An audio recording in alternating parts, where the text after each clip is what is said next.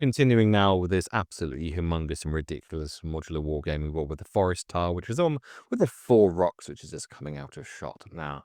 Now that tile is a little bit different to the rest of them in that it has some rocks, but the main feature of it is just to be a base for other things to go on for the trees that Mark himself is going to supply. So it's magnetized for them to be attached to it. It's a very simple tile to make, and you'll see the process that I went through. Some changes happened along the way. But I'll talk you through all of that. But this is not the most difficult of all. So you start with a correctly cut tile, and then I'm using this as the base of hanging baskets that I've got there. And so I cut a bit that was a good inch bigger on all sides. And I bought these cheap rock type things that I thought looked pretty cool in the picture. And I thought, you know what, I'm going to use them because they really do look quite foresty. So I created a nice even spread where there was space between them, but there's also space for terrain. I thought that looked like a cow, so I put a smiley face on it. And then proceeded just to cut these out. I'm not very good at using scissors, so I started with scissors. Most people could probably cut it with scissors. I ended up having to use a knife. And then these slotted in perfectly, as you can see. Now, from there, I went around with a drill bit and just make a little hole. We'll press down initially and then drilled the hole fully once I took the matting off the top, and this was so that I could put the magnets underneath this so that the scatter terrain could attach to it, making sure all the mounts same way up, so you can see that there's a pile of magnets pointing towards me, and it's the side pointing towards me which is the one which goes up. And somehow I managed to get all 199 magnets in the board the right way up. So that was good. Now to attach the matting to the board, I sanded that first of all to make it a little bit more porous, covered it in PVA glue, then simply realigned the matting with the top, and then put some weight on top of it so that it was held in place, and a really exaggerated lean. Now I wanted to put some flock on it, which is the thing that actually separates it from looking like a thing that's terrible and a thing that looks half decent. So covering it in PVA, and then I've got lots of different types of flocks. So this is some forest flooring stuff, and I've got some coarser stuff, mixed it all together, sprinkle some of the leaves across, but the majority of this is going to be done with static grass.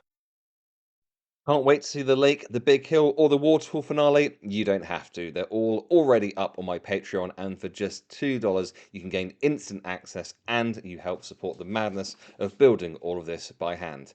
Back to the build. So this is a static grass applicator. It had a couple of different flocks mixed in together, like a green one and a brown one. So you turn it on, ground it, and that creates a static field, which means that the little nylon fibers, which static grass is, all fall out upwards. So you get a nice bushy kind of. It's quite a satisfying thing just to kind of put your hand on top of it. It's they all stand dead upright, and yeah, you can see how quickly it starts to fill it all in. So I'm not going to show you the whole process of this, but I did a whole hopper's worth there, and then I think I might have done a couple more. You can go back over it again, you can tip it off, and then you can go back over it again as making it as thick and as luscious as you want. Now, I decided that those rocks I put on earlier were a pile of crap, so I decided to make my own ones instead and just make them roughly the size of the ones that I had there. So if you've watched any of the other parts of the video, then you will have seen how I'm doing these rocks. So just took a random 20mm bit of foam, cut it into a shape which is nice and angular. Then for the sides of it, I'm making it, I'm kind of calling it slate-like. So lots and lots of horizontal strokes with the blade going in at different depths. Not really thinking too much about it, just making sure I don't cut myself.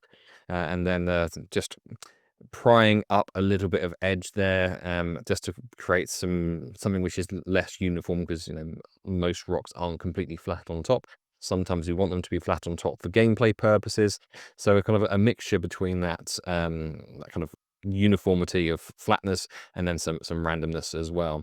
So yeah, just went across the whole tile, the whole rock, doing this sort of thing. I think I made 4 or 5 in total.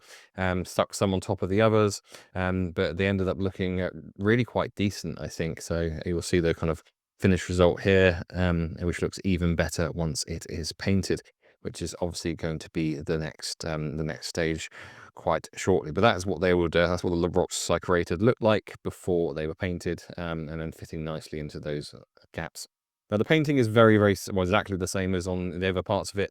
So did a black and PVA base coat, then kind of did a scribbling type thing with grey, where I'm kind of not trying to get into all of the details, and I'm just showing you the final stage here, which is not quite dry brushing, but using white or very light grey, and just see, as you can see, just kind of flicking over the surface, not a little bit like a dry brush, but with way more paint on the brush, and that kind of really starts to pick out and highlight the details of the rock that we've spent so long trying to make look like a rock. So if you'll see when I bring it up to the camera in a minute, it looks pretty decent. Looks, I think, like a rock, which is what it's supposed to do. Now the edges need to match up with the rest of the board, so I put some glue over all of the edges of this tile, and then I'm sprinkling the same flop very carefully along this edge here, so that once the tile is put down, it kind of blends from the kind of the longer, thicker static grass stuff into the edge that it's supposed to, because it does overhang the edge. That's kind of the point of it. They're supposed to look like an overgrown section. I did kind of cut into the edges a little bit to kind of match up with the modular path without actually, being part of the modular path. So it ended up as a slightly different shape, because I did find that it looked just a little bit too square and angular. So I kind of added some just light curves just to make it a little bit more kind of realistic looking. And there, it's a case of just clearing up the little spaces that have got all the static grass in, and then sticking down the rocks with the hot glue gun. Nothing particularly complicated here. And I think I didn't film me gluing it to the bit of board underneath, but I glued it to a board as well, obviously, just like the rest of them. And this is what it ended up looking like. I think once it's got this, the trees and things like that, it look a whole lot better. It looks quite a lot like one of the scenic tiles might, but obviously it's all a bit more luscious and overgrown. And that's exactly what he was looking for. So that's what it ended up looking like. And here it is again on the board itself, so you can see it there towards the back, a couple of tiles over from the waterfall. Now, if you're enjoying this series and you want to get early access, then you can head to patreon.com/goodenoughscenery and support the channel by giving just $2, and that gives you early access to all of these videos, see it before anybody else. And if you want your own board, then you can head to goodenoughscenery.com and tell me what you would like your dream board to look like. Catch you for another video soon.